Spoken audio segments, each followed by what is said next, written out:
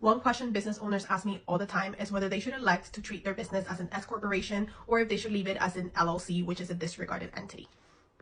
This is a really good question, and a lot of times most business owners cannot answer this for themselves. If you go online right now and ask Google whether you should elect to treat your business as an S corporation or an LLC, you're going to get a million mixed signals. You probably see online on other social media platforms for advertisements claiming that you can receive numerous tax credits or tax savings from by electing to treat your business as an S corporation.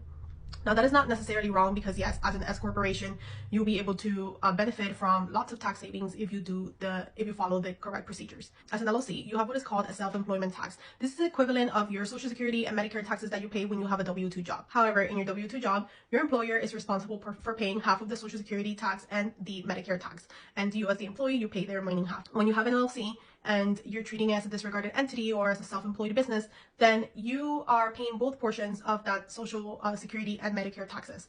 Whereas when you're filing a W-2, your employer would have taken care of the other portion. Now, one way where you can save thousands on taxes and self-employment taxes is by electing to file your taxes as an S Corp, which would still give you the protections under an LLC. However, for tax purposes, you'll be treated as an S Corp. If your business elects to be treated as an S Corp, just keep in mind that there's a few requirements that you need to meet in order to be compliant with this election. First and foremost, you will be liable to pay employment taxes. These are the Social Security, Medicare taxes that we spoke about earlier. Now, you're in this scenario, you're on payroll or you have your employees on payroll, and you need to make sure that you are paying your employment taxes on time when they're due, and that you're in compliance with this rule. Additionally, quarterly excise tax. These are taxes on certain goods and activities that your company does. So you need to educate yourself on this subject, and you need to make sure that you're compliant with excise taxes. Additionally, you will be responsible for making estimated tax payments. These are quarterly payments that are made to the IRS, estimating your tax liability for that period. As an S Corp, you have to file ahead of time. You cannot wait until the end of the year to just file your return and pay your taxes. You can, however, you will incur penalties and fees and interest on the past due balances. The point of estimated taxes is that you're paying ahead of time before the end of the year on a quarterly basis.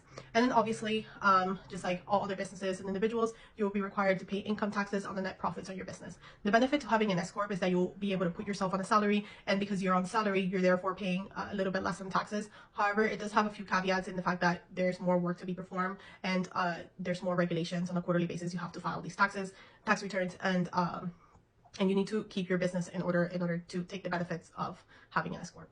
I do not recommend new business owners that are just starting out to register as an S Corp. It doesn't really make sense for them, seeing as they don't have the resources or the capabilities to be on top of the requirements for an S Corp.